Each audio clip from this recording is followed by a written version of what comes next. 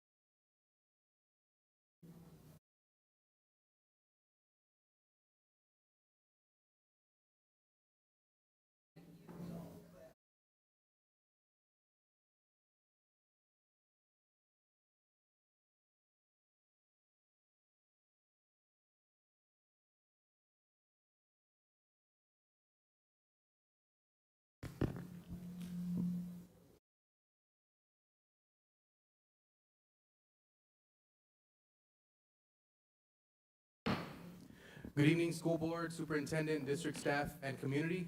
The time is now 6:01 p.m. on July 22nd, 2025, and I call this meeting of the Edgewood Independent School District School Board to order. First is roll call. Ms. Martha Castilla, Mr. Frank Espinosa, Present. Mr. Luis Gomez, Mr. Rudy Lopez, Present.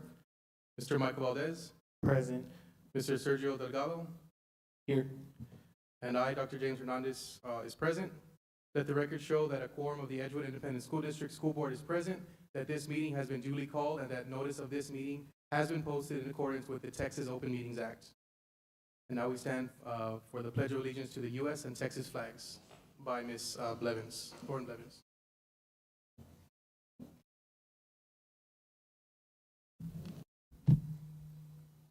Good evening, Mr. President, Dr. Hernandez, trustees, stakeholders, and Edgewood ISD community members. Please join me in the Pledge of Allegiance. Pledge allegiance to the flag of the United States of America and to the republic for which it stands, one nation, under God, indivisible, with liberty and justice for all. Juro lealtad a la bandera de los Estados Unidos de la República que representa la nación bajo Dios.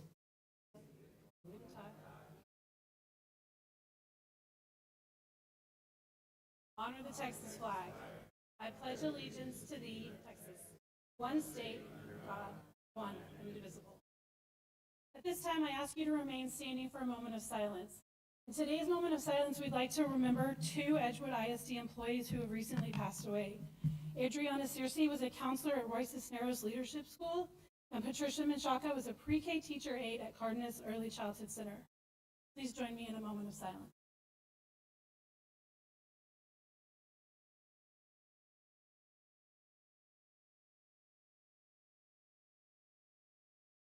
Thank you. You may be seated.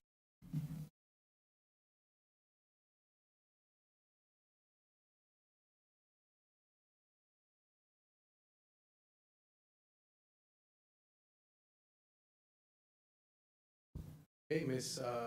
Salinas, Teresa Salinas.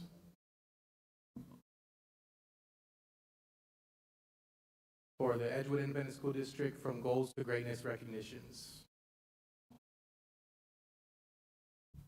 Good evening, Board President Dr. James Hernandez, School Board Trustees, Superintendent Dr. Hernandez, Edgewood staff, and community. During this evening's presentation, From Goals to Greatness recognitions, I will be sharing the individual and collective efforts of our students, staff, and community partners aligned to our district strategic plan goals and the categories and competencies of our leadership definition.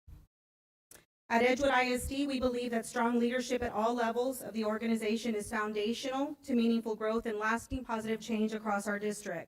To guide this belief, we've developed our leadership definition framework, which you see here on the screen, and it is a reflection of our core values: professionalism, accountability, and communication. This framework is built around three essential categories: people matter, growth matters, and goals matter. Tonight, we'd like to start our recognitions with a huge thank you to our Edgewood ISD Police Department and Edgewood ISD community. In the wake of the devastating July 4th floods in Kirk County, our officers held 2 supply donation drives for flood victims and assisted with rescue and recovery efforts. These are just a few photos from one of the days that they helped. Next month, we will have an in-person recognition for officers and a few others who have lent a helping hand. The Edgewood Lions Club is a valued community partner committed to service, leadership, and making a positive impact in the lives of others. Through volunteerism, outreach, and support of local initiatives, the Lions Club continues to exemplify what it means to serve with purpose and compassion. And now I would like to call past Council Chair Lion Mike Rourke and Second Vice District Governor Lion Joe Guetta from the Lions Club to share a few words and present a special recognition.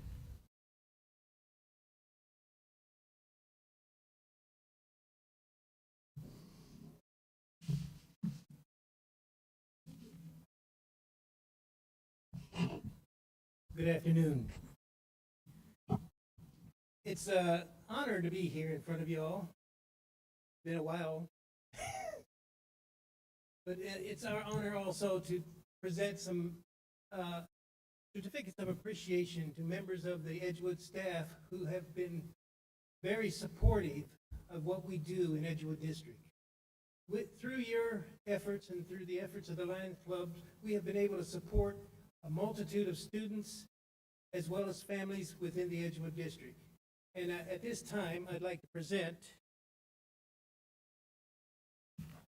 a certificate of participation and appreciation to Dr. Eduardo Hernandez.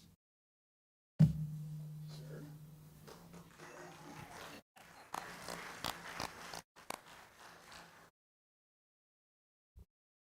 While Lion Joe is making the presentation to Lion Dr. Hernandez, I would like to share with you a little bit of information about the Edgewood Lions Club. We are celebrating our 48th year of service to the Edgewood community. I happen to be one of only 2 now charter members of this club. I was a member of the school district from the 60s through the late 80s, and I continue to be able to give service back to the community that I love. Dr. Hernandez became a member of the Edgewood Lions Club in June of 2018.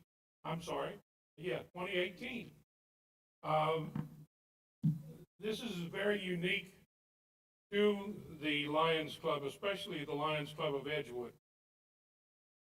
We thrive in our service because of the partnership that has always been in place between the Lions and the school district and the community itself. The only way that we can succeed is through the support of the school board and the superintendent and the staff. Since 1977, when we were chartered, every superintendent that has served this district has been a member of the Edgewood Lions Club, starting with our charter.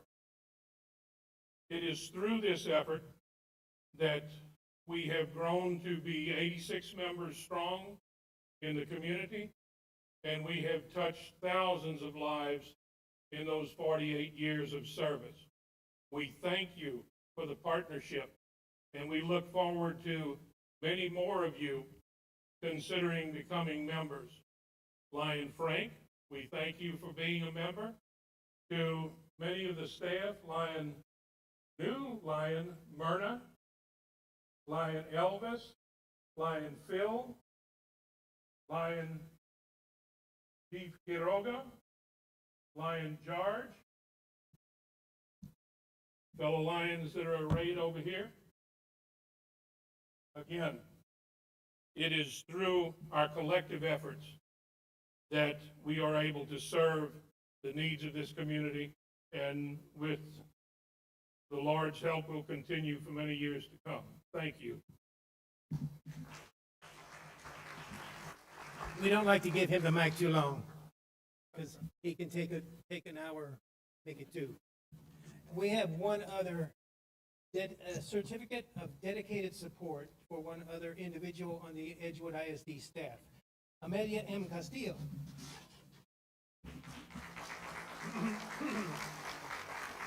Without her help, we could not have accomplished a lot of things we do.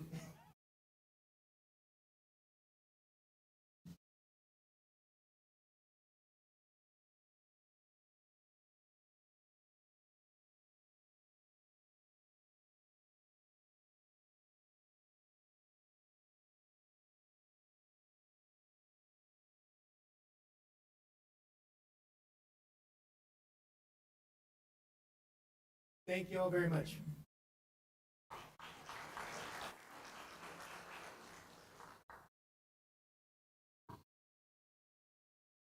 Thank you. And next, we're thrilled to highlight a group of outstanding students who represented Edgewood ISD with pride and excellence in 2020 at the 2025 International Thespian Festival in Bloomington, Indiana. Ava Duquette won Thespian Award for solo in a musical theater. This is the highest honor for a high school theater student. Yadi Acosta, Ruby Sanchez, and Soraya Macias all earned superior ratings in musical theater, acting, and scenic design. Madison Osterhoff and Sarah Montes each earned an excellent rating for solo acting and scenic design. We are so proud of these talented performers and their remarkable achievement, and a special thank you and congratulations to their dedicated teacher, director, Ms. Claudia Caso, for inspiring leadership and mentorship. The John F. Kennedy football team, yes, thank you. The John F. Kennedy High School football team is taking a unique approach to team building as they get ready for the new season. The team did spend a day with the San Antonio Fire Department. Firefighters put them through a series of strength training exercises, rescue exercises, and taught them how to hold a fire hose. They also had an opportunity to observe firefighters in action during a live fire suppression demonstration. The team also had an opportunity to do Marine combat training with local Marines. They taught the athletes team drills, how to literally lift each other up, and what it takes to carry a heavy load. As they get ready for their more traditional team training, we know they'll all carry these lessons with them. The Rockets' first season home football game is Friday, September the 5th against Young Men's Leadership Academy. So thank you to our fellow community partners for engaging in this kind of work with our students. Our Cosmo students did provide some free haircuts with the new school year quickly approaching. Students from our Edgewood Cosmetology program were helping other students get ready. On Saturday, July 19th, the students offered free haircuts during a back-to-school fair at the San Antonio Food Bank. Students and their instructors, Ms. Sandra Fallon and Ms. Stephanie Castro, dedicated their time to give back to our community. In June, campus and academic leaders came together for 3 days of intensive data analysis in preparation for the start of the new school year. They were preparing for their State of the Campus sessions. This deep dive into student campus data laid a strong foundation for the year ahead, and it was followed with a dynamic 2025-26 leadership kickoff. On July 14th, we extend our sincere thanks to the Westside Training Center for graciously hosting and supporting our leaders throughout this important work. It was a beautiful facility and they were really gracious. And you can see our leaders and some curriculum folks there on that beautiful staircase. Edgewood ISD is excited to announce some new changes in our principal lineup, with some familiar faces taking on some new roles. We have Laura Mendoza, who's the new principal at Loma Park Elementary School, and Dr. Graciela Martinez, who is now going to be leading Stafford Early Childhood Center. And we're proud to add 3 new principals to the district. Please join me in welcoming Mr. Curtis Wilson, principal at Gus Garcia University School, Mrs. Judith Benavides, she's the Fine Arts Academy principal, and Mr. Michael Gregert, he's going to be over at John F. Kennedy High School. Our students and parents will have a chance to meet their new principals, and you can find those dates and times at the back of on our Back to School website page. So welcome to our new leaders. Sorry. Bells were ringing at Edgewood ISD as Edgewood ISD made 23 job offers on the spot during the summer job fair last week. Our new principals joined others to interview educators and other professionals looking to join Edgewood ISD. A huge thank you to our human resource department and our campus leaders and everyone who came to this event. Summer sports, we had lots of camps. Our Future Rockets and Future Minutemen did keep active this summer in a series of free sports camps for both elementary and middle school students. The Rockets hosted a volleyball camp, a cheer camp, and a football camp.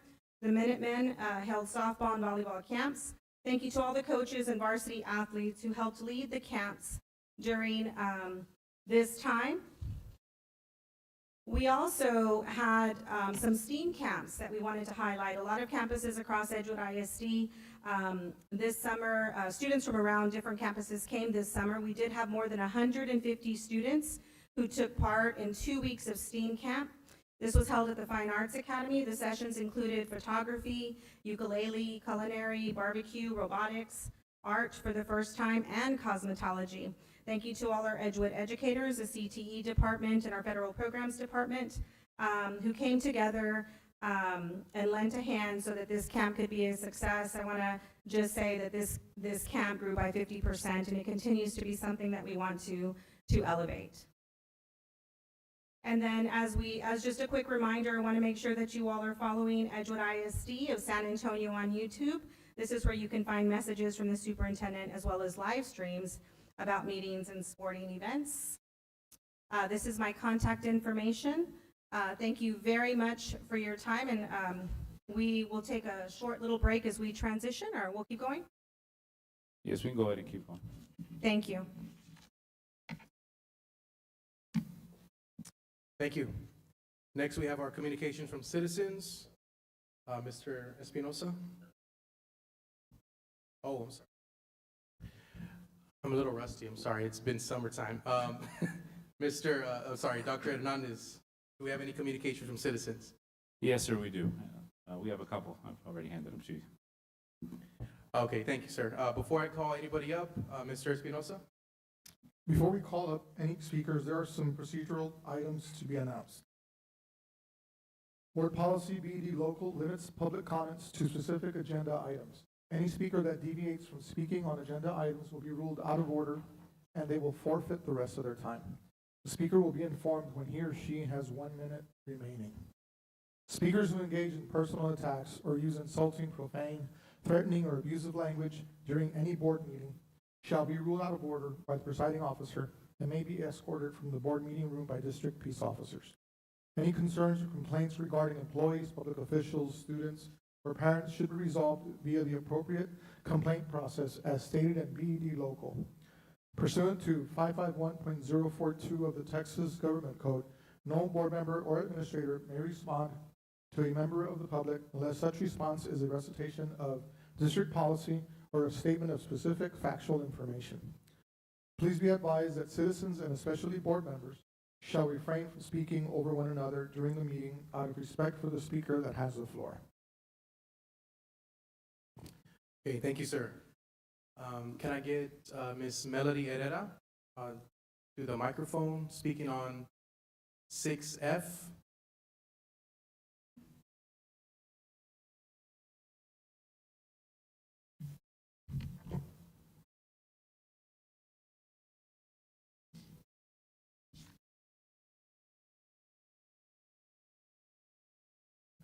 Good evening, Board Trustees, Superintendent, Senior Leadership, and Community. I would like to address consent item 6F, the emergency adoption of FDA logo, as recommended by Policy Review Committee. I have some concerns regarding the clarity and transparency of this policy.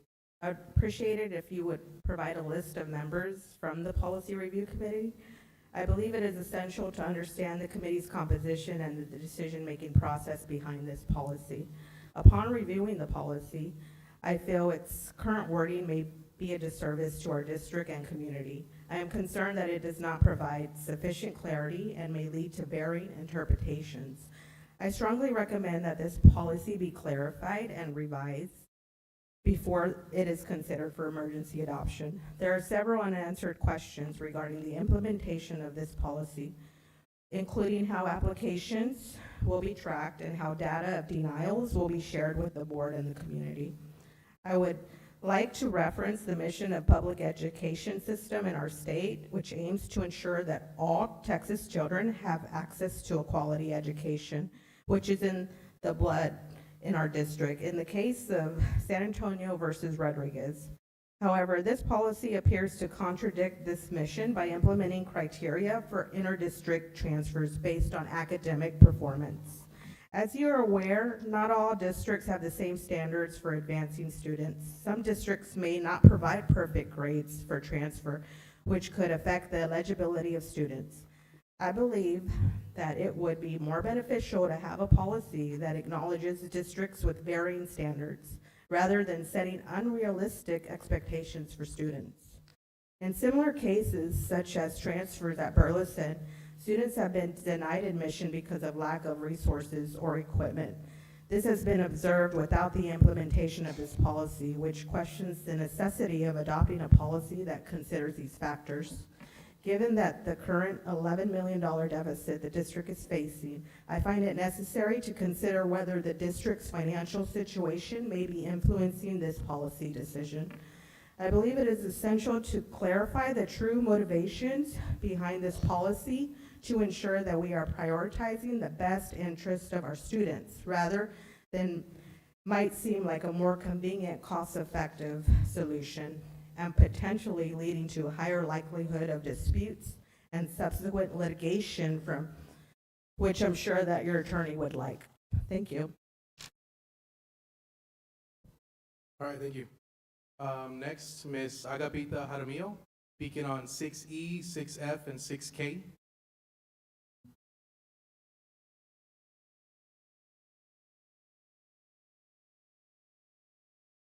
Oh, I'm sorry, and item 3. Yes, thank Sorry you. about that. Thank you, sir.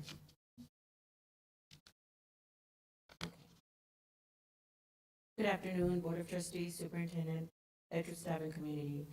Today, I wish to address a couple of items. I have expressed my opinion in when public comment should be allowed during your meetings, and as I appreciate that in June, you allowed public comment prior to all the recognitions, today I see it was placed after the recognitions. Is this intentional? Are we playing favorites? Again, how can anyone that attends a public meeting hear a public comment when you place it after recognitions? Take a 5-minute break, and the majority of the audience leaves. Under 6K, you are considering paying $85,000 to Big Rock Educational Services. Is this due to the fact that the district will no longer be in partnership with SB 1882 Friends of PTech, meaning Brentwood STEM School of Innovation and Stafford Performing Arts School? It will now be the responsibility of our district to run those schools. I am not upset about our district getting control over our campuses now, but the mere fact that the district did not do a very good job of monitoring this partnership. As per the resolution, PTech did not submit any annual financial reports and audits to the district for 3 years. How did you as a district overlook this? Was this partnership beneficial to our students? Is it most likely going to cost the district more money to fix what was supposed to be done from the very beginning? As for the proposed board policy changes FDA logo, from what I understand, we are now allowing out-of-district transfers, and one of the stipulations is academic performance. My question to you is who puts down the foot on our own district residents when they are not doing well? We keep socially promoting them in spite of excessive attendance or failing grades. And please remember, we are losing students every year and are a so-called open district. So we need to treat those out-of-district students as if they live next door to us. Last but not least, local policy, FEC local, which addresses attendance. I strongly agree that we need to continue with having an attendance committee at all the campuses, but have a fair and active committee, not just one that checks off the box, because attendance is not being respected. When you have students with excessive absences that are socially promoted, when you have parents attending meetings for attendance credit recovery, or when the answer is to send them off to another program within our district to get the graduation numbers, is that doing our district a favor or hurting them in the future? I have parents telling me that attendance is not important at the campus, that all it takes is a letter to write it off, or even donating blood. As I get bullied online and told I never have anything positive to say, then give me something positive to say, please. Thank you. Thank you, ladies. All right, thank you very much. Okay, Dr. H. Thank you, sir. So I'm going to call up Mr. Chavez, our Deputy Superintendent. The first presentation we have this evening is on Lone Star Governance Monthly Monitoring Report and also, I believe, the quarterly report, but Mr. Chavez is coming up for that.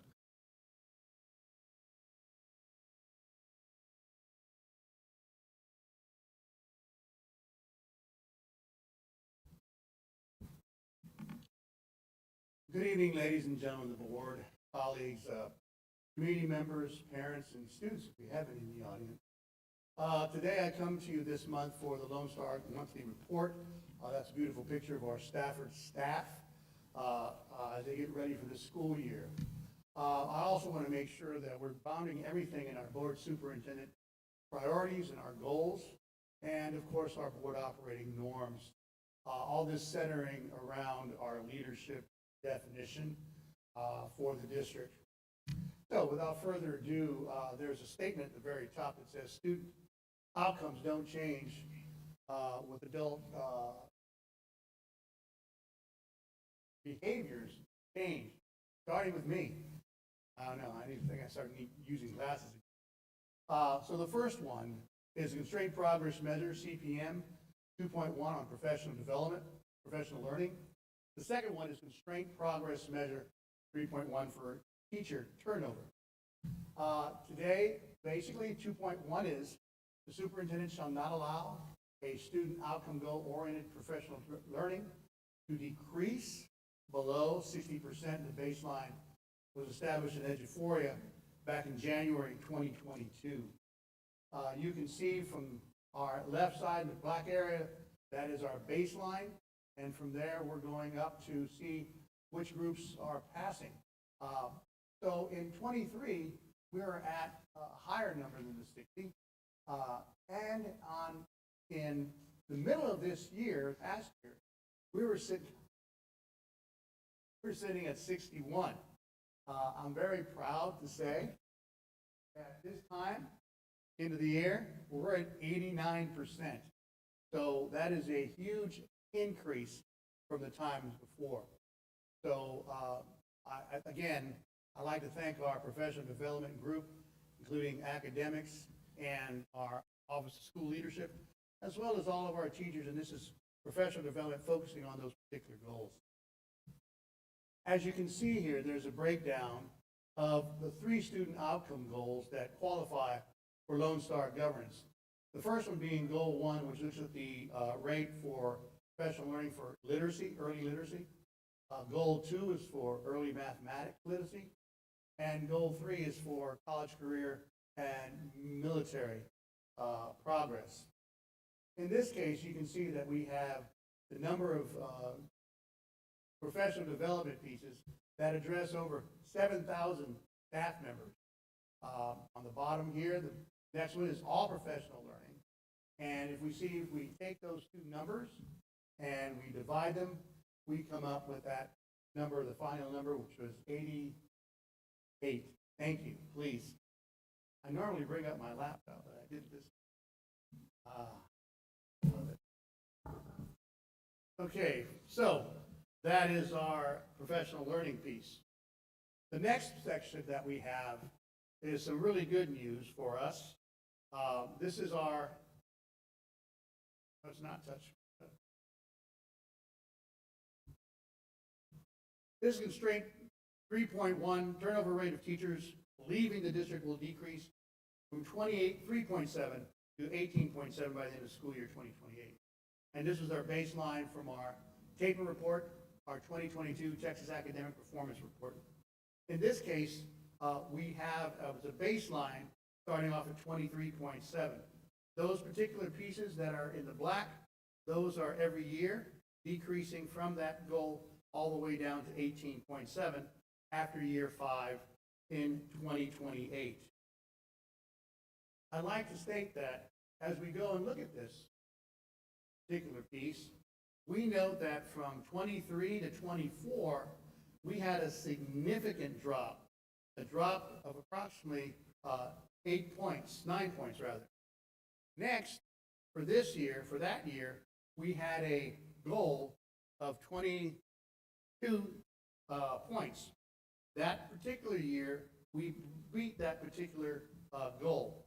So the next one is for the school year 24-25, there in the red, and the number that was achieved was 18.7.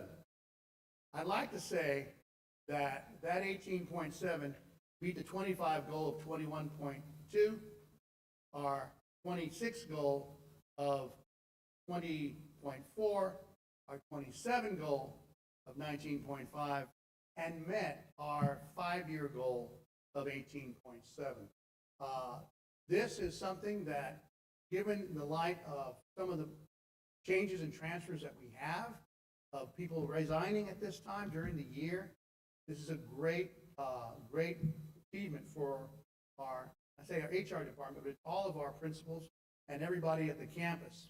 I do want to say that we have approximately 500 teachers. So while we're at that level, I want to say that the 2024 state teacher turnover rate was 19.1. So we even beat the state in 2024 at that time, and I'm pretty sure that we'll maintain that lower than state average in the end of this year, 2025, when the state releases its. So, what are some things that we look at? Go forward. We're looking at reinforcements for practice to support the learning to continue, maintain goal-focused professional development throughout the year for 25-26. Coordinators are maintaining all the training, along with other individuals that provide this training in Edgeforia. We will continue monitoring teacher learning practices, as well as gathering feedback on all of our professional development. The other pieces that we're looking to reinforce are expanding the teacher incentive allotment to include 100% of our teacher eligibility, year-long paid teacher residencies that we have with UTSA and Texas A&M, and I do believe we'll be bringing in a couple of other universities this year. Grow your own in partnerships with Indiana Wesleyan University and Teachworthy, and alternative certification program recruitment and teacher stipends. Reinforcements. Added career pieces at Region 20 and local universities for training. New Teacher Academy, which is going to be just this next week, Monday through Wednesday. And of course, monitor certification rates of certified teachers at semester in collaboration with the alternative certification programs and collaboration with regional partners to recruit teachers. So as you heard just recently, Dr. Hernandez commented on the job fair that we had this past weekend. So Edgewood is the place to go to, right? And some of these figures I'm going to be sharing with our principals tomorrow morning as I explain to them the teacher incentive allotment for 25-26 and showing some of our recruitment strategies and seeing that those teachers that are TIA certified have nearly a 95% retention rate in the district. So that is my contact information. That concludes my presentation. I apologize. I'll bring glasses next. Thank you, Mr. Chavez. I do want to add something, if you can go back, because I do believe in highlighting specifically where efforts have gone. One of the things that's real important to me as a superintendent is that I always applaud people's effort. None of us are products that are finalized or that we've arrived per se, and that we are fountains of information in every particular subject area. We're not. We have subject matter specialists. But one of the things that I do try to share with my principals and my team is effort is good, but results are required. You have to have results. It takes work to get there. This is now 8 years later, and we continue to work in this area. But for the board that's sitting on the dais today, and even the board members who were sitting on this board 8 years ago, one of the things that the board shared with me as a superintendent is teacher retention is important. Now, a lot of things have happened since 8 years ago. We went through something called COVID. The teaching profession is not exactly something that people are signing up to do anymore, as evidenced by departments of education at major universities that have completely shut down. There are schools that do not have them anymore.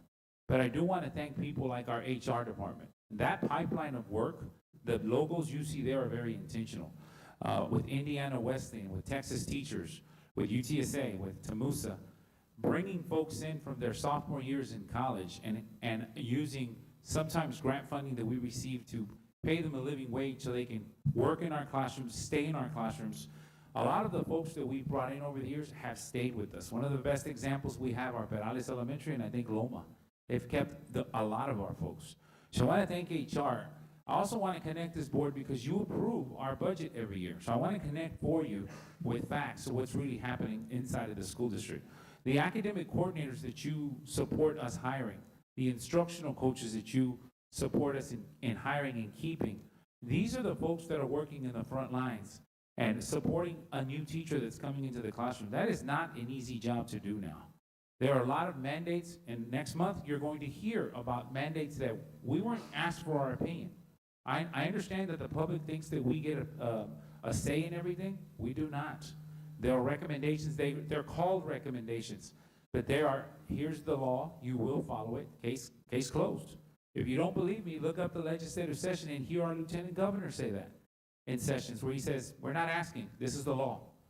I don't overpower the lieutenant governor or the governor, but nonetheless, we find workarounds to make sure that we are able to support the people in our classrooms. And the last group that I want to mention is our Office of School Leadership and our principals. The principals are the front line of what we do. And although you may see new folks that come in, I'm not one to say if somebody leaves, we're going to retain them, we're going to make them stay. If they have other opportunities or things they want to do, I applaud them. I pray for them. I'm glad that they can go do something else. We're not going to be a district that is upset because somebody left. That's not what you do. That's not integrity. We're going to have integrity in what we do here. And so those are the groups, as well as the men and women you see on the right there, and our legal team, who we confer with, is this something that we can do? It's all one big team, but our buildings need teachers. And I thank Mr. Chavez for the Texas Teacher Incentive Allotment and his team. You now know, board, I've been sending you these graphics. Our teachers can make anywhere from $80,000 to $103,000 a year if they hit their targets. You tell me which teachers make that much money. If they hit their target, we are keeping them in the classroom. In fact, and you can call me out, we have assistant principals who decided to go back in the classroom because they make more money as teachers now. But that's what we want. We want them to stay in the classroom if they're great teachers, which they have been. So again, as part of this presentation, I thank you to everybody that I mentioned. And if it's okay with you, Mr. President, at this point, we'll open it up to the board if you have any comments. I know typically we would do this in a workshop, but I do want to be honorable, and this is an opportunity for the board to, if you have any comments or questions of Mr. Chavez, please do so. Can we go to the goal-oriented professional learning? Yes. Sorry, which one? The second slide, The second. that one. Okay. You did speak about eduphoria, but can you tell the board what exactly eduphoria is and how that relates to the teachers, that relates to the student outcome goals? Thank you so much for that opportunity. Yes, by all means. And I can see it here now, so thank you. Lone Star Governance Goals, inside Eduphoria, that is our platform for professional development, for teacher evaluations, T-tests. It's also a platform for our T-PES, our principal evaluations. So it's a very robust platform that services that. On Strive, which is our professional development piece, we provide several goals for teachers and coordinators and people who head out the professional learning in OSL and Office of School Leadership and in academics.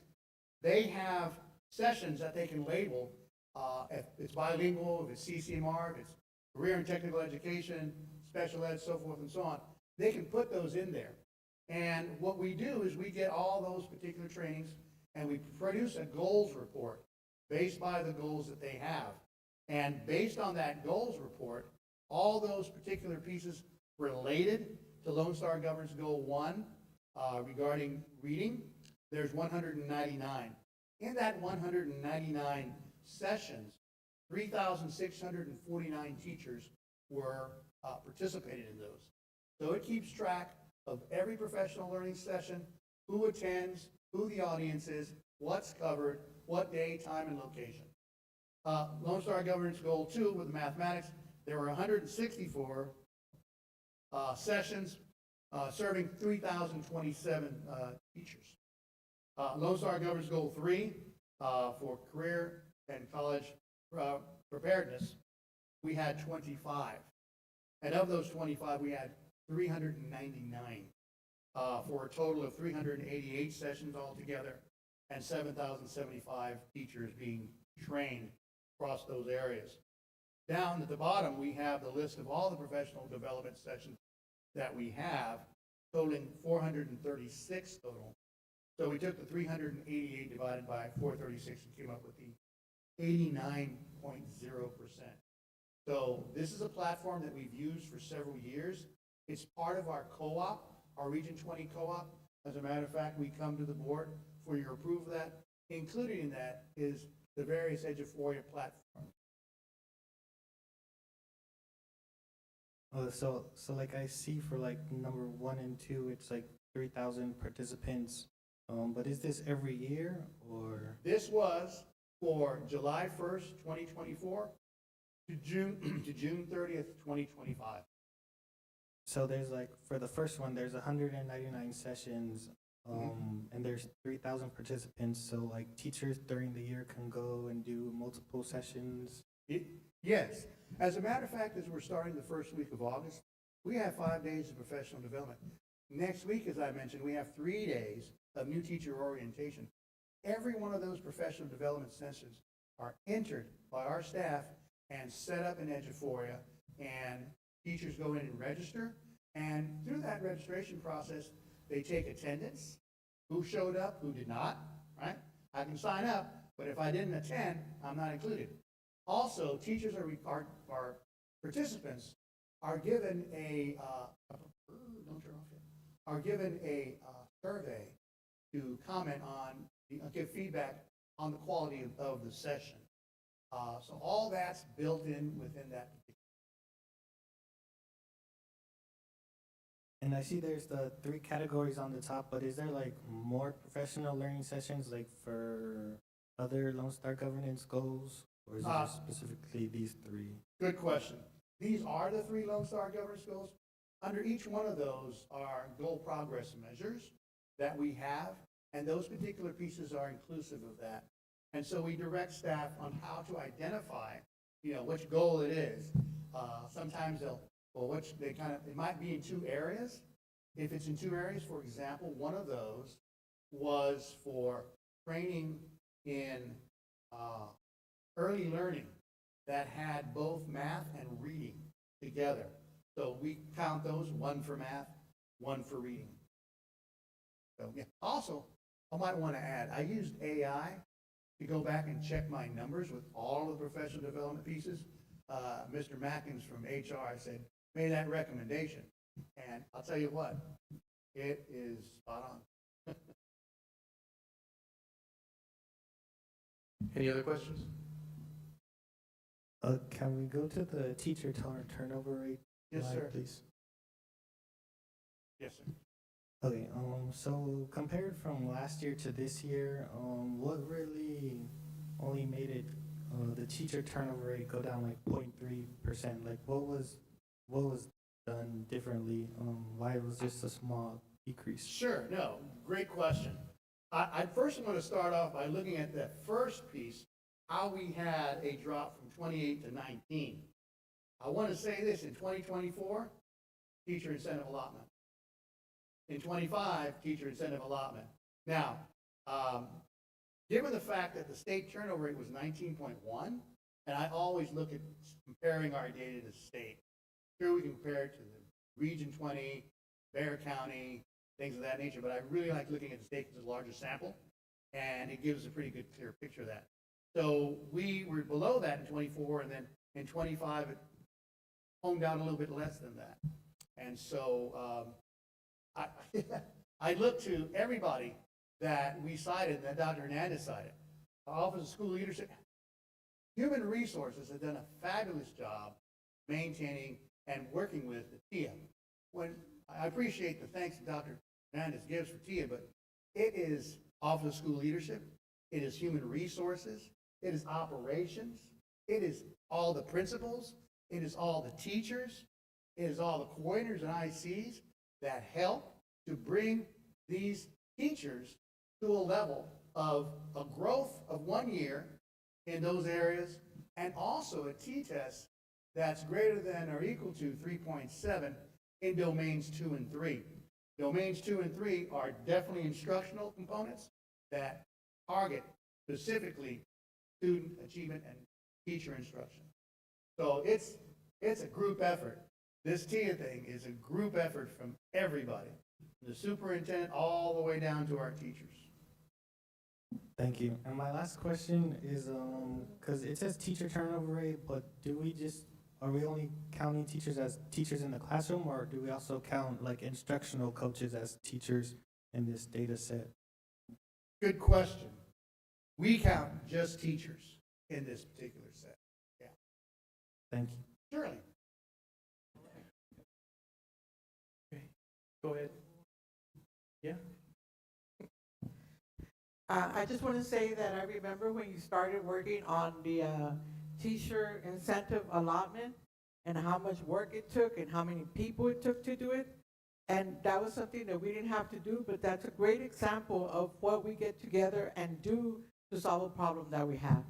And at that point, I know our concern was that the teachers were leaving for obvious reasons, but now thank you for the work that y'all did, so that Edgewood can offer that also, because other districts have it, but we want to be there, and a lot of our teachers are making good money. So thank you very much for that. Well, again, it's a group effort. And I'd like to say, in the next 2 to 3 years, you're going to see that program expand, literally exponentially. Thank you. Ms. Costa, I was going to mention that as well. I remember us talking about a lot of this, during my first term and then beginning of second term. But teaching, I've been going into my 4th year teaching. It's not something you can just throw money at it and the teacher's going to perform. It takes so many moving parts, so much support. Great principals, great support staff, and a great school board. No, I'm just kidding. No, but it really is a team effort. So it's good to see. It's been years. It feels, it's been years we've been working on this, and it's finally we're seeing the results. We're seeing the data. That's what I love. So thank you, sir. All right, Dr. H, your report.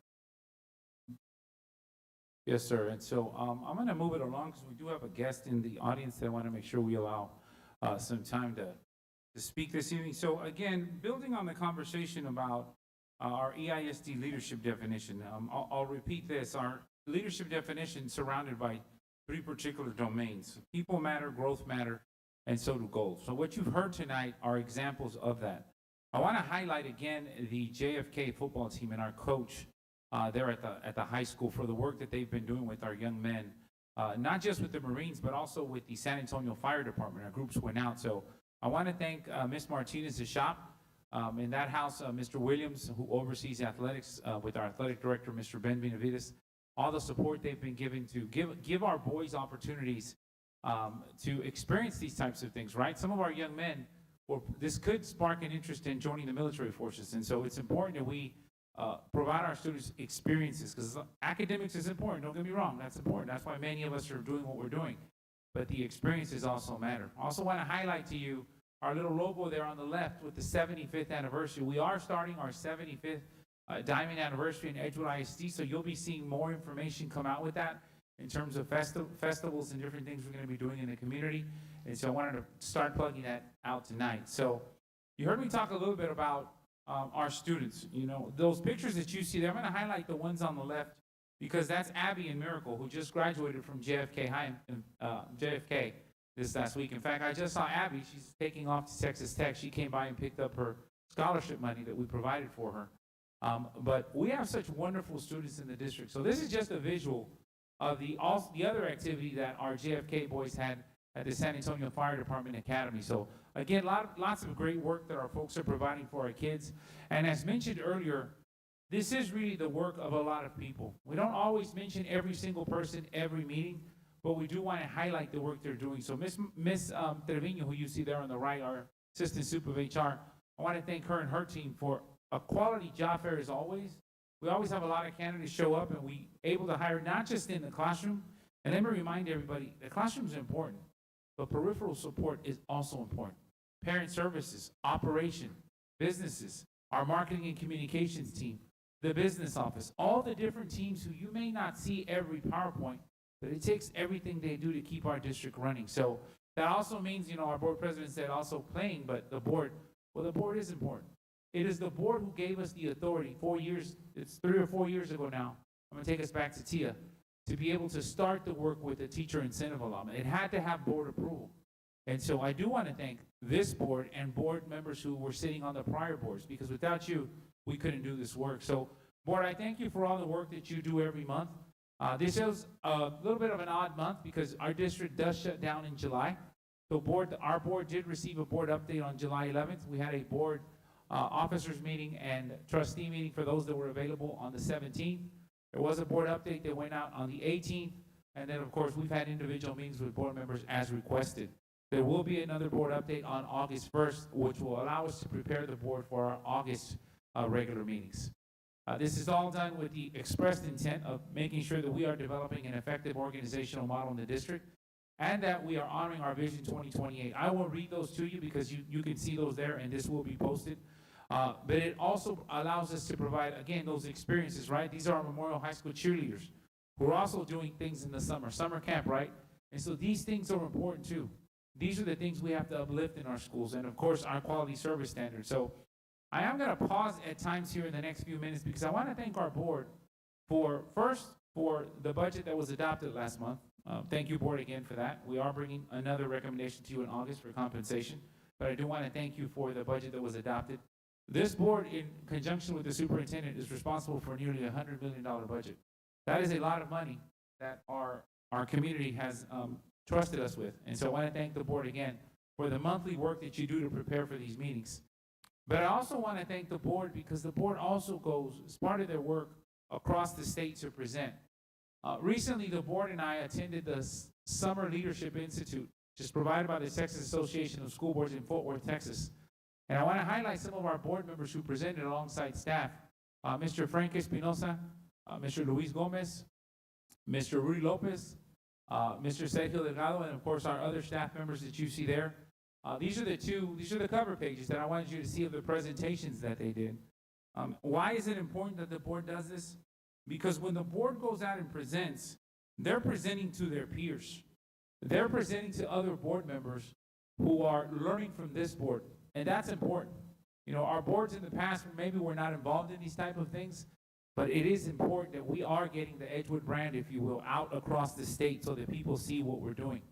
And so I do want to give our board members an opportunity to maybe share with the audience, and of course those that are going to be seeing this and recorded, maybe something that you picked up or you learned at our recent trip to Fort Worth as an opportunity to just kind of talk about that. That is something that we agreed, board, if you recall, in one of our meetings, to share back with the community some of the items that you learned while you were at these trainings. So I will open it up to the 4 trustees that attended at this time.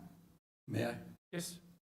So this last trip that went to Fort Worth, we presented, it was myself, the superintendent, and Frank and a few others. We were presenting in one of the classes, and we noticed that the room was full. And one of the gentlemen made a comment at the end that he wasn't quite sure what to expect. He said, way in the back, listening. At the end of the presentation, he raised his hand for a question, and he was just floored by our presentation. He actually had tears coming out of his eyes. And he had nothing but praise for the Edgewood School District of all that we accomplished from the time that when it hit the fan till now. He was just amazed. And the people didn't want to leave. They had another class to present. People didn't want to leave.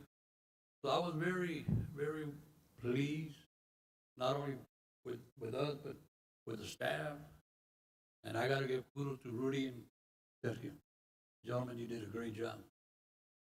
It was awesome to see you stand there and tell the people. And you made a difference. So thank you. I'll share with the community that the 2 presentations that the board did, one was on financial transparency. A lot of school districts are struggling with the deficits that they have. And so to hear examples from other school districts, this is probably one of I think this is why we were selected. This is a hot topic across the state, and it's going to continue to be a hot topic. And so I want to thank the trustees that presented on that. The other item we presented on was connecting the dots about communication across the district. Mr. Lopez and Mr. Delgado presented that alongside with myself, Dr. Matkins, and Terry Salinas. And that also was another great opportunity, especially for our two new trustees, to come in and get out in front of other people. So I'll continue to open it up to other trustees who want to talk about that, and then we'll move to our next trustee. There was another event that was going on too. So yeah, our presentation, Connecting the Dots, wasn't as many people there, because I think we're on the last day already, and the last hours. So we didn't have as many people as they did for the financial one. But I will say that it gave me a chance to actually walk around the room and meet the folks over there, shake hands with them, and they were really impressed with the work that Edgewood had done. But I will tell you that having a chance to go to Fort Worth opened my eyes up to what other districts are struggling with. And in fact, we might come from different school districts, races, religion, but the one thing in common is how much we all care about our students and the success of our students. And it was incredible to watch other trustees talk about the things that they're going through and talk to them about what we're going through and find solutions in common ground. So I'd like to say thank you for the community giving us the opportunity to go out there. And I guarantee you that what I've learned and what I did in Fort Worth is what I will use moving forward to make sure that the kids in our community, in our school district, are served and served well. Thank you.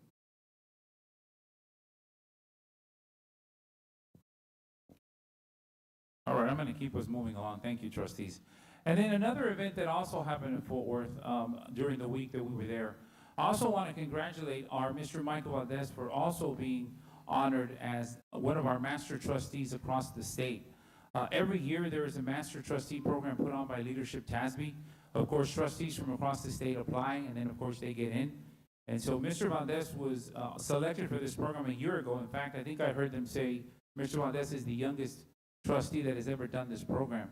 And so we took these pictures because we had an opportunity as participants to go to the dinner and then, of course, the graduation. This was the graduation. That's the picture you see on your left. But I also want to congratulate Mr. Valdez because it does take a lot of work to go through these programs.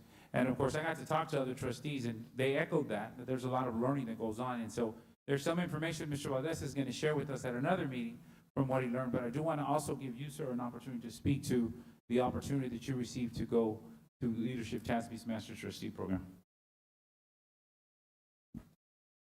Thank you. As part of my time in Leadership TASB, class of 2025, I, along with, I believe, 33 others, had the opportunity to participate in this year-long learning experience. I had the wonderful opportunity to see wonderful facilities and observe similarities between our districts and learn about things that make each one of our communities unique. I visited El Paso, toured the Research Valley, advocated at the Capitol, and spent time in 2 of our San Antonio school districts. It's been one of the most meaningful experiences that I've had as a trustee, and it's helped me grow in how I serve our students and our community. But I also want to be transparent for our community. I'm still waiting for this board and the school district to give me the same opportunity they give themselves and the superintendent. The chance to learn without having to carry the financial burden. To participate, I had to personally cover 2 expenses. Just like we recently voted for the next board member who applies and gets accepted to have their costs covered, I hope we can recognize the same support, and the same support should have been extended from the beginning. Each trustee deserves equal access to grow and lead. Thank you. Thank you, sir. Much appreciated. So I'm going to go ahead and keep us moving on. I also want to highlight this evening some of the other work that our trustees are doing Another big part of being on a board is also to the service that you provide to the community. It is always great for board members to get opportunities to go out and expand their learning so they can serve as part of the governance model. I applaud that effort. But I think we would all agree that actually putting in time in the community and doing work that I have always described as service support surpasses anything else that a board member will do. I do want to highlight Mr. Rudy Lopez. And because in the recent incident that happened in Kerrville, and I wasn't able to get pictures from Ms. Castilla, but I also want to talk about Ms. Castilla. There is work that our trustees have been doing silently, not looking for attention, but definitely working through folks like our Thompson Neighborhood Association. I want to thank Mr. Lopez because nobody asked him to do this. This is something that he just took upon himself to collect items that eventually our police officers would take back. The same thing on the side with Ms. Castilla and working with the promotoras in the West Side promotoras, Mujeres West, and also the work they've been doing to actually go out there and try to do work for folks that are actually hurting at this time. That is what the service to the board is. First and foremost, regardless of disagreements or anything like that, that is negligible, to be perfectly honest. It is much more important to be service-oriented out of this board. So I want to be really clear about that. So I thank both our trustees, all 7 of you, for one, participating in opportunities to expand your learning as a governance model, and then also for the service model, because a lot of you do it, whether you're cooking at events that you aren't even asked to do, Mr. Espinosa, or you're working at the schools with cheerleading on Saturdays, Mr. Delgado, or you're doing different things with the Marines and, of course, our local groups like Mr. Gomez. That is really what counts to be a board member. So I want to thank you guys for doing that work, and I'm going to move us along. So as part of that, people of Edgewood, I also want to highlight tonight our police department. I know we did a brief presentation here earlier, but I also want to acknowledge the leadership of our chief of police, our Lieutenant Gonzalez. I wish he was here so he could hear that too. And then, of course, the countless men and women on our police department. You know, we can disagree on a lot of things, but one thing I will say is that we have a chief who is a JFK graduate, class of 91, who has always done for our community. And this is an opportunity to help your fellow man. Look, I don't get into disagreements about these kinds of things because the superintendent, one thing I am going to do is answer the call from a school district who needs help. So Chief, Lieutenant, I'm glad Lieutenant's walking in. The work that they're doing in our community, and they're not seeking accolades. This is me doing this. I want to highlight all of what they're doing because going out there was not safe, guys.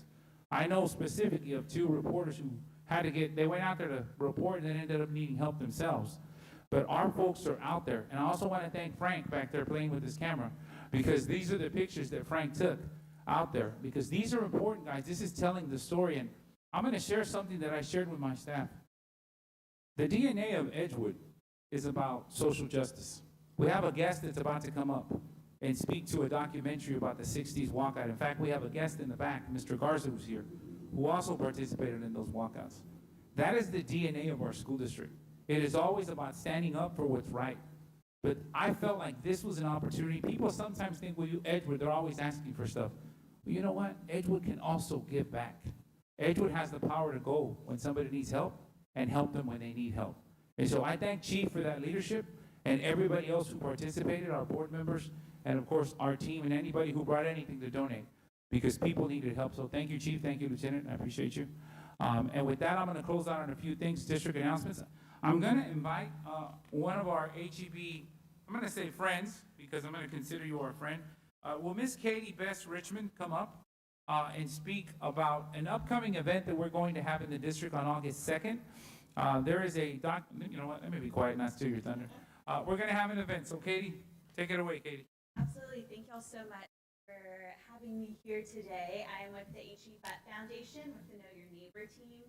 And so what my team does is we help share their stories as a way to educate parents about where we were and how we are today. And so this documentary really started a few years ago during a listening session with Westside Community, and we asked what story needs to be. And there is a resounding agreement that 1968 Edgewood walkout needed to be shared. That not only everyone in Edgewood know this story, but everyone in San Antonio and everyone in the state of Texas need to know this story. As you were sharing earlier, what happened here in Edgewood changed how all public schools are funded in Texas, and that is something that not enough people know. So we have been on this documentary with Manuel, with Erlinda, and with so many wonderful community members. With Philip Chavez, he's in it as well, and so it has been such an honor to be able to work with the Edgewood community on this and create a documentary that will really all of Texas about incredible contributions started here in this district. So we're really excited for the premiere, August 2nd, 2 p.m. We're excited to be partnering with the district. I'll be doing a backpack giveaway there. And so we'll have the documentary. There will be a ballet folklorico performance by the Las Palmas School. We're going to have different activities and art projects for families and kids. The whole thing will be bilingual, and so we're really excited to have this time to honor what happened here at Edgewood and start activating that in the community and sharing the story. So everyone sign up. I have a ton of posters over here if anyone wants posters themselves. But we already have over 700 people from all across San Antonio signed up to this event. So we're super excited, and thank you so much for letting us be here. Thank you, Katie. Thank you. Let's give her a round of applause. I also want to thank our Parent Services Director, George Garnica, for also arranging for Katie to come up and speak this evening. Very much appreciated, sir. And I don't want to miss also, Erlinda, I see you, now I see you back there, Erlinda. Yes, I didn't see you earlier. So I do also want to thank Erlinda Cifuentes because I know she is also part of that history in our school district. And of course, Mr. Garza, as I mentioned earlier. So again, thank you, Katie. Here's some more information on our backpack and school supply information. And then, of course, on the right there, you're going to see the Meet the Teacher nights. And so we are going to get those out into the community as well. And so again, if you would please share that information. Of course, it'll be on the website. Yes, sir. Who? I can't hear you. Mr. Garza? Oh, okay, I'll finish up and then yes. And so, guys, this is our board meeting for next month. And then, of course, as I close out, again, these are just some other pictures from the JFK information, and that brings us to a close. Mr. Garza, come on up, sir. Good afternoon. My name is Manuel Garza. I'm a lifelong resident of Edgewood in the state of Texas. I was a school board member from 1996 to 2000 when we got attacked by vouchers. And of course, we actually became a recognized school district, when we got attacked. It's about putting the meeting into the classroom, where it counts. And so that's important. But the walkout in 1968, Linda was a senior, I was a junior, but we actually started, when I was a sophomore. So I was 16 years old when we did this walkout. And so, something that really, stood out was the nepotism that was occurring in the school district from the superintendent on down, from, bad facilities that we had at Edgewood High School, broken windows, no air conditioning.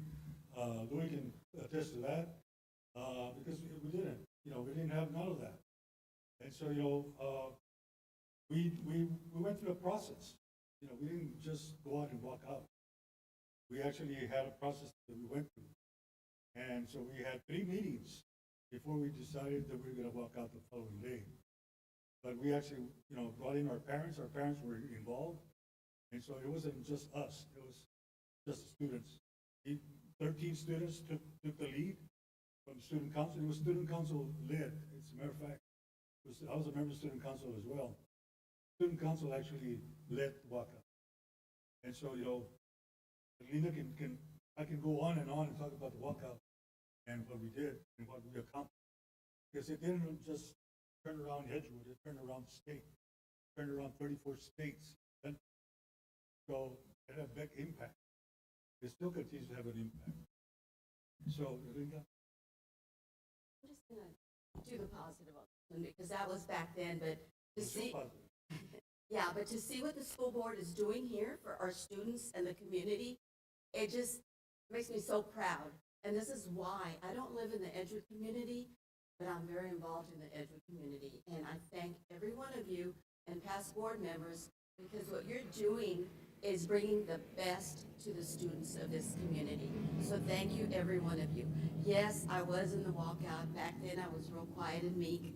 Now, I am very much into helping women move forward and also starting up organizations for women. That's my biggest thrust. But thank you, everyone, for what you've done. Thank you, And what both of you're you, for doing. your service. you. Thank you. Thank you for participating. All right, sir. And with that brings it to a close. Back to you. All right, thank you. All right.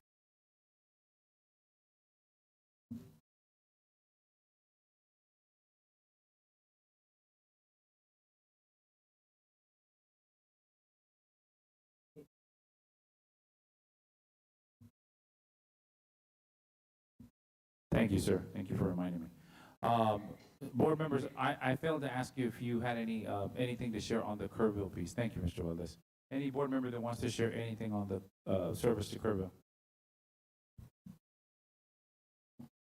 I do. I just want to say thank you to the folks who donated. It wasn't, with me, there was a lot of people involved, and which goes to show how much the people in Edgewood care for those people who are in need. I want to point one person out real quick with our neighborhood association, Joey Cipriano. For our neighborhood association, he's the one that took the lead and started getting donations, and of course, our state representative, Josie Garcia, picked that up. It shows a lot for the people in our district when we filled up 3 truckloads of supplies, from clothing to diapers to cleaning supplies, and how much people in this community care about others in need. So I just wanted to put that out there and just say thank you to our community for caring for those in need. And thank you, again, I'm gonna send this out to my neighborhood association because they did an extremely good job of bringing this together. Dr. H. Thank you to Mr. Joey, too.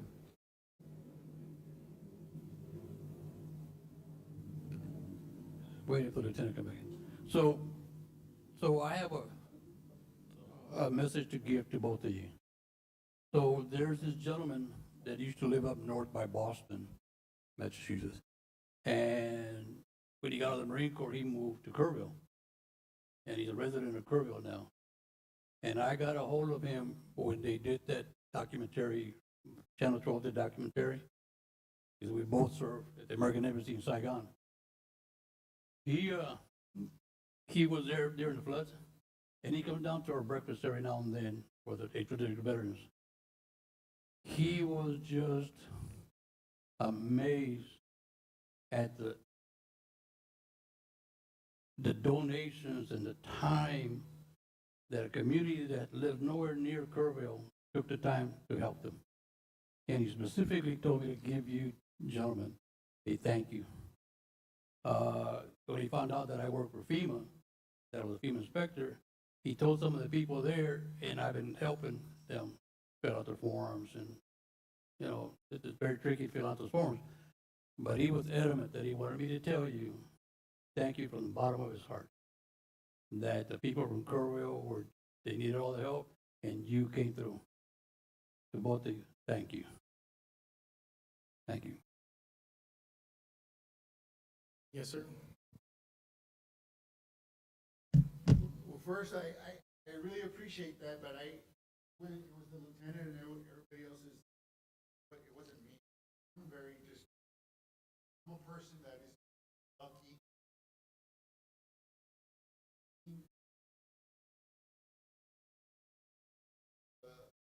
That deserve the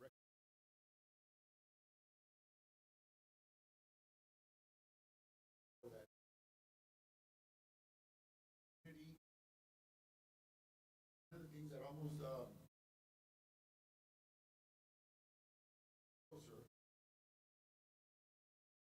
Home Park, and another little girl close with us.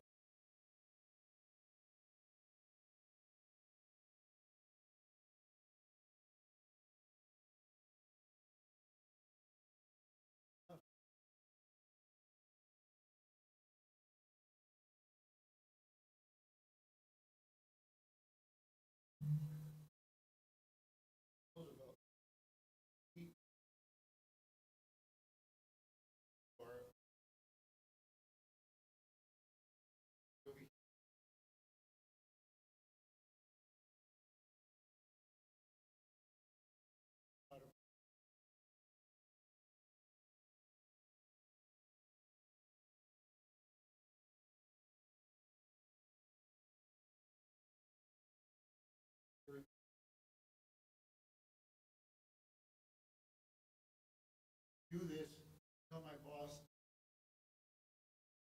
do this.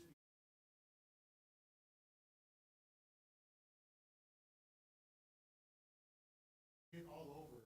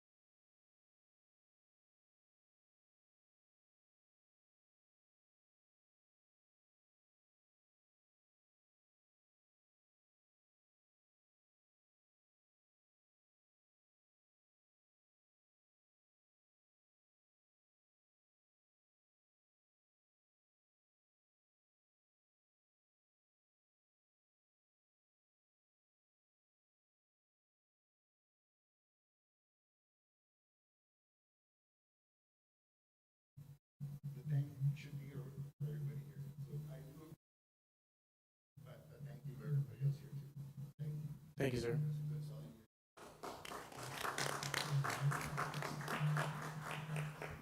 I need. I also wanted to say thank you to our police department and our district. It really shows how strong our schools and our public schools can be. We also received like a video from the superintendent about the donations. We have received text messages, phone calls, emails. So that really shows how our community can come together and we can get our communications out fast. I would also like to thank Mr. Lopez for organizing the Thompson Neighborhood Association. We did see that on Facebook, and I would like to thank you. And I would like I'd also like talking to the recognitions of what we're doing in the summer. I would also like to thank Ms. Castilla for everything she's doing with the Promotoras. But I would also like to take a moment to recognize organizations, community serving organizations in our school district that also uplift and support our students who haven't been let into our districts yet. I would like to thank organizations like Unity 37, where I had the privilege of seeing our students shine, and when they're given us, our students are given a space to lead and truly be seen. And I would also like to thank Mind Shift Ed, who works hand in hand with our parents, advocating for their children who are our students. So I would like to thank them. Okay, go ahead. Sorry, I just need to say something. You know that, you guys know, everybody knows that I work with community. And I train community health workers, and my focus is public health. Our focus is looking at the whole picture of a family. The education system is one of the areas. So I look at the whole picture. We look at the whole picture. So one of the things that is urgent for us is and I'm glad we're having this event on August 2nd to remind us who Edgewood is, to remind us. This is a small example of what can happen if Edgewood gets together. At this point, it doesn't matter, anything matters. Nothing other than just work together, have a plan, and I'm on the safety committee and I'm gonna start pushing some things because in my heart, I do not want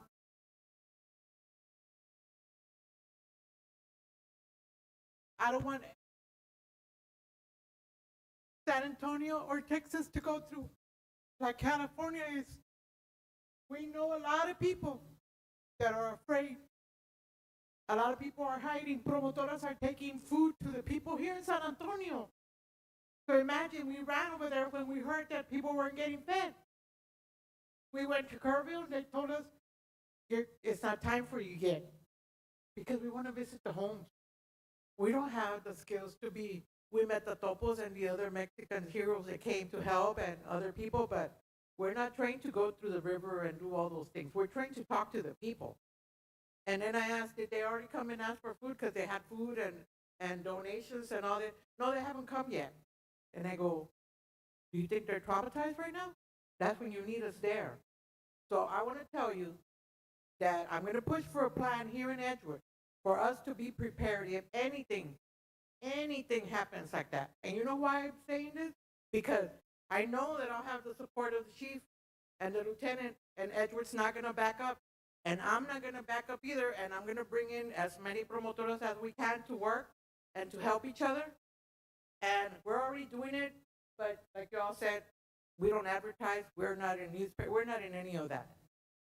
But the thing is if it gets like that, but I'm gonna say when it gets like that, because it's already started, we want to be prepared, everybody. I don't care what political party, I don't care what religion, I don't care anything. We're all brown and black in this community and the majority of San Antonio. But I have white friends too that are willing to come and help. So let's start organizing people. Let's start focusing on what the reality is that we're living in right now. Right now, I'm in the board trying to deal with all this band-aids from the governor. Great, we'll deal with that. But there's a bigger picture that we need to think about. And that includes, that's when our families come in, our personal families and our neighbors. Thank you.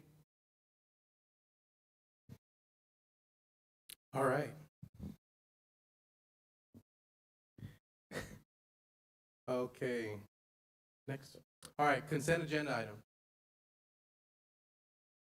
As per board policy, BE local, unless a board member makes a motion to withdraw an item for individual consideration and such motion receives a second and is passed by the majority of those present, all consent agenda items shall be acted upon by one vote without separate discussion. At this time, we move to our consent agenda. Is there a motion to approve the consent agenda items A through R as listed?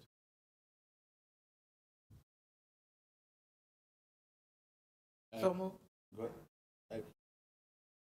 Say something.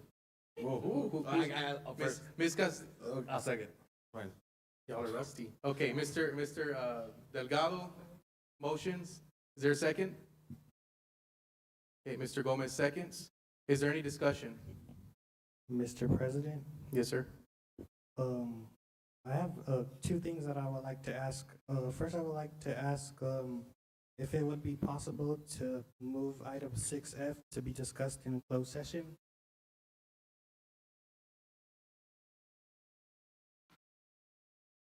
Which one did you say? 6F, All right, let me look. it's FDA local. FDL. My understanding that that's a motion from you? You're making a motion? Yes. Okay, so you need a second. Is there a second to, can you say your motion? Say it.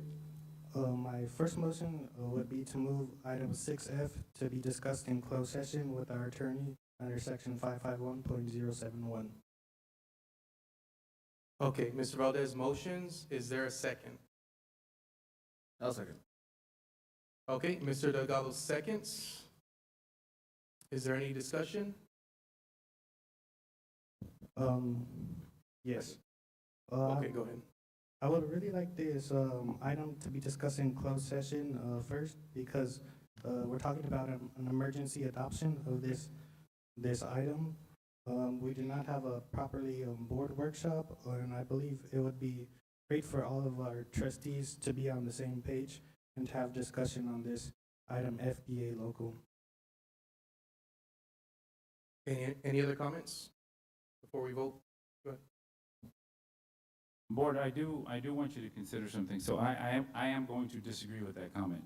Board, you were provided an opportunity that's why I motion these things every board. You have had 2 board updates. We have had meetings with you guys. You have had individual meetings. So I will say that I disagree with that statement. This board has been given every item possible to make a decision. I'll remind the board that workshops are given as an opportunity to inform you of your opportunity to exercise one of 3 things, to vote on items. So I do want to be very clear with the community. We have provided the information that a board member needs to make a decision on this item. That does not mean that a board member has to agree as we're presenting it to the board, but it does mean that we provide you the information you need to make a informed decision on a vote that you're about to make. I have had that discussion with General Counsel. I wanted to make sure that I was informed in terms of my requirement to make sure that you are informed before a board meeting. So I want to make sure that you consider that as this motion is brought up. You have another comment? I'd just like to say, the reason why I would like it in closed session is so we all, as all 7 board members, since we're the board and we're the ones who end up approving the policies for our district, for it to be an opportunity for us to be on the same page. Because our superintendent did mention that we did not have a workshop, but were able to meet individually in small groups. But this is the first time us hearing it as a board, all 7 of us. Okay, so, just to repeat, the motion is to move, consent agenda item 6F to closed session. All those in favor, raise your hand and say aye. Aye. All those opposed, raise your hand and say nay. Nay. Okay, motion doesn't pass. Okay, so item 6F is going to stay on the consent agenda. Back to our original motion, which we do have a motion and a second. Mr. President, I would like to make another motion to move item 6F for the consent agenda for individual consideration. Is there a second?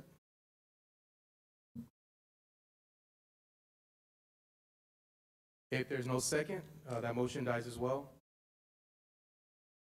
You have another motion? I would just like to make a comment now. Okay, go ahead, sir. So my comment is, I do not support item 6F being brought to the board for emergency adoption like this. There was no workshop and there was no open discussion. The superintendent went to our attorney first and not to the board. As trustees, we are the governing body and we should not be an afterthought on policy making. This policy itself seems discriminatory. It allows the district to deny a student for vague reasons tied to resources and equipment and academic performance. We were told to be very cautious when adopting this type of language, and now we're being rushed to vote on this. This is not what public education is supposed to be. This didn't come from the board. It didn't come from a community concern. It came from a legal standpoint, and now we're expected to pass it without having all the facts together. I asked for data. I asked how many students are inter-district transfers, what campuses they're at, what grades they're at, how they're performing academically, how many students have been denied, how many students are currently waiting in this enrollment school year, and the administration told me that they do not know. So how are we supposed to make a decision on something that we can't even quantify? When talking to the administration, the only examples that I've heard about resources and equipment were related to students who are hard of hearing and who need help getting around. That shouldn't be framed as a barrier to enrollment. It should be reflecting to our responsibility to meet students where they are and provide what they need. When it comes to academic performance, I want to point something important. The district itself said that we have students coming from different educational settings and have been away from school for a period of time. It is hard to find them, test them, and determine the appropriate class placements. That's a normal part of the process and not something that should be used to place the burden back on students, and it's certainly not a standard that we should be using to deny access for public education. We currently have 1882 campuses that offer different learning environments, including programs like Learn for Life, which are designed to meet students where they are and not exclude them for where they've been. Public education is supposed to be about access, not about creating new hoops for students to jump through. We're seeing this in the state voucher program, denying students, creating barriers, sorting students, and pushing some out. This policy echoes the same hateful approach, and I cannot support this item. Go ahead, sir. Yes, I want to keep my comments short. First, I do want to say thank you for expressing your opinion on this matter, because that is a part of our democracy, and I think that that's important. I will also say that I completely disagree with the statement. There have been numerous opportunities provided. Information has been requested and not given ample opportunity to be provided. I say this only because I also want to be respectful of the people that I work with. We are very clear about the information that is brought to us. I will tell you that this policy is very similar to districts across the state of Texas, so I do want the public to know that. But again, I will leave it at that. I don't believe that getting in a long conversation about it is needed at this time. That has not been how I have asked to lead the board, nor does my actions with the board reflect that. But at this time, for the record, I will state that I disagree with your statement, and I do believe that there are many things there that are not true. I also wanted to point out that only a I'd handful. like to call the question, Mr. President. A handful Okay, of thank you, students, sir. The question has a been handful of called. districts. Okay, so we're gonna move to a vote. I'm gonna just repeat the motion for us. We are voting to approve consent agenda items A through R as listed. All those in favor, raise your hand and say aye. Aye. Aye. All those opposed, raise your hand and say nay. All those who are abstaining, raise your hand. Mr. President, Yes, sir. I vote yes on consent items. A Mr. through President, I R. call the question. Okay, the question has been called, either for or, I'm simply stating my vote, Mr. President. no, it's the motions A through R as listed. I know, That's the motion. and I'm stating my vote on items A through R. Mr. President, I vote yes on consent agenda item A through R, excluding item F, which I do not support. Okay, so is that a yay? And so that's a yes. I'm just stating my vote for the record that I vote yes on items A through R, excluding item F, which I do Okay. not support. Okay. All right, motion passes. Thank you. All right. Next is a closed session. The time is now 7:31 p.m. and the Edgewood Independent School District School Board will go into closed session as authorized by the Texas Open Meetings Act, Texas Government Code 551.071. The school board is now in closed session.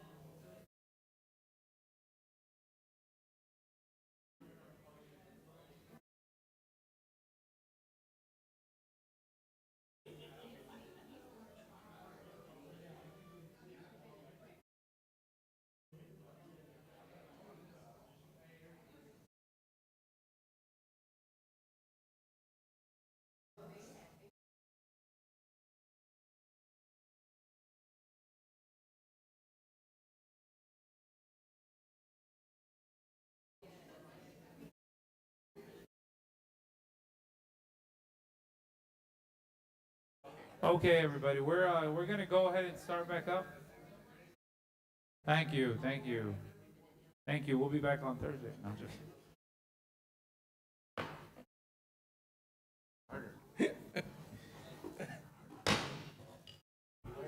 All right.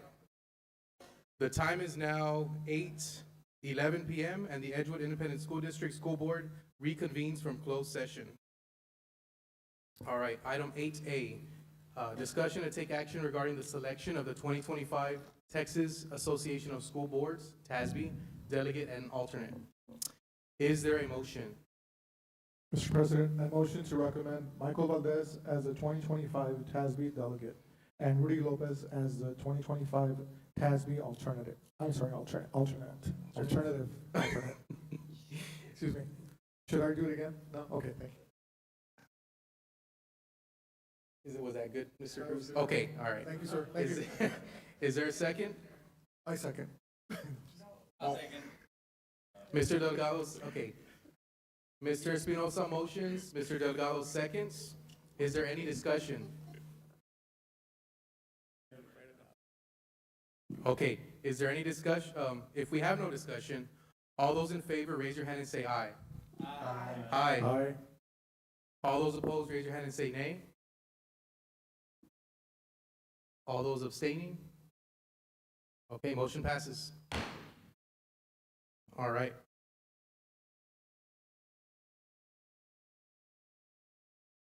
The time is now 8:12 p.m. Do we have a motion to adjourn?